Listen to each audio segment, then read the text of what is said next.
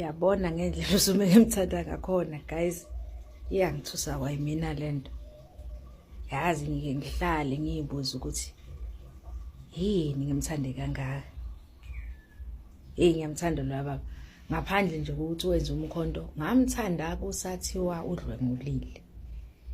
Kwaba khona nje into eba off. Ngaba sathe ngathi yona ngeyizwe le ndaba and ufune ngabe ngidabukela untombazana. But khona into off. Hey man. Hayi. Wayishe lakhe side. Hayi. Ngayibuza ngathi uze kwenzeka konke okwenzakalile. What was the reason for ugela ukuthi abe lapha yaqala ekhaya? Because kwakuyisekhaya. Eheza ukuthi ngathi beze kumngani wakhe.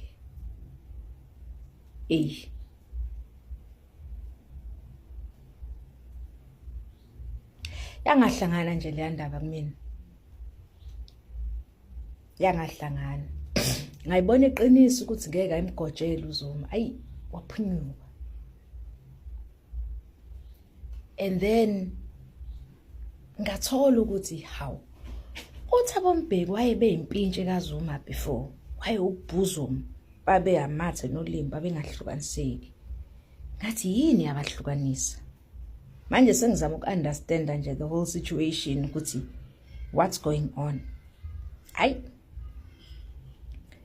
Ngithola ukuthi ayona ngathi inkulu yabahlukanisa and into engaxoleleki, into engasoze yavuma ukuthi bahlangane. Bathi engahlanganini kwabo, umuntu ongafuni ukuhlanganeke uyena lo wamashiya. Hey. Khasiya. Ayengeke ngathi ngithi ngiyabuka wonke umuntu is ganging up against uZuma kusemva kwaThabo Mbeki. Uyashawa ke manje. Engathi wow. Okay. Ngabona ukuthi no. uZuma mfethu yena umuntu kumele ngime naye mina. Abakwazi abantu ukuhlanganyela. Bebe baningi bahlanganyele wena uwedwa. Ungeyilutho. Khona ukubenza abahlangana. Bona bayawazi amandla wakho. That is why behlangana against you. And then I said, uNkulunkulu uthiwa akunikeze ongaphezulu kwamandla akho. Kathi kushuthi lokho engikubonayo kungaphansi kwamandla kaZuma. Kushuthi uZuma amandla akhe impela asikakawabone sonke sisazowabona.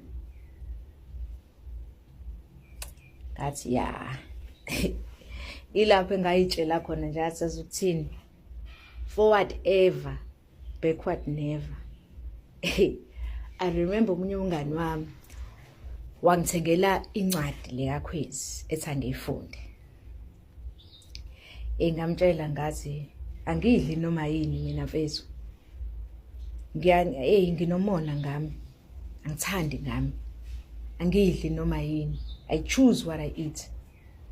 I choose the energies I indulge in.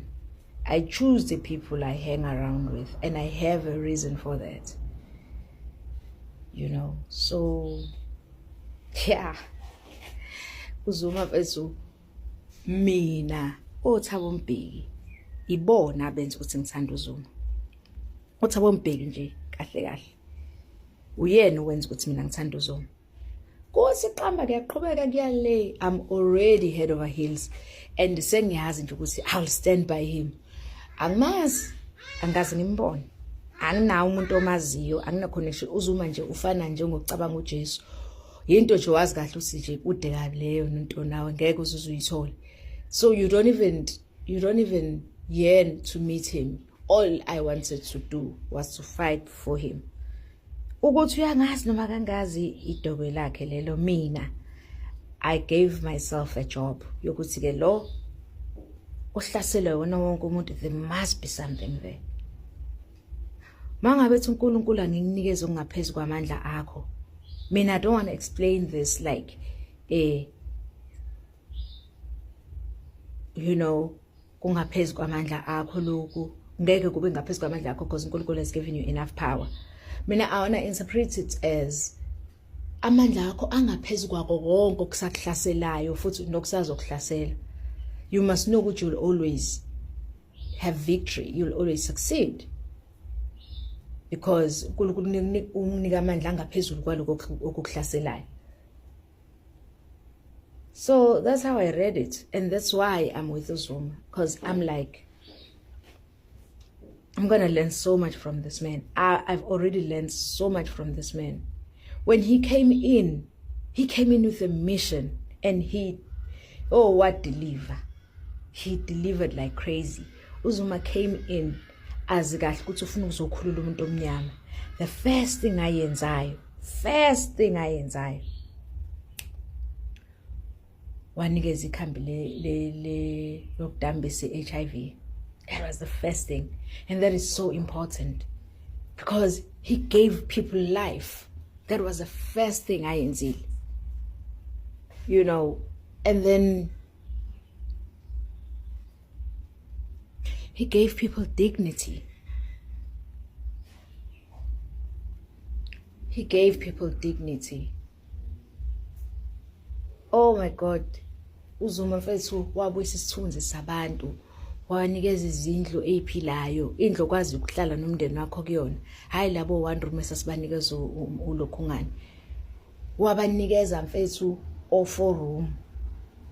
Wathi sisalelele lokho Uzuma mfethu. What's a free education?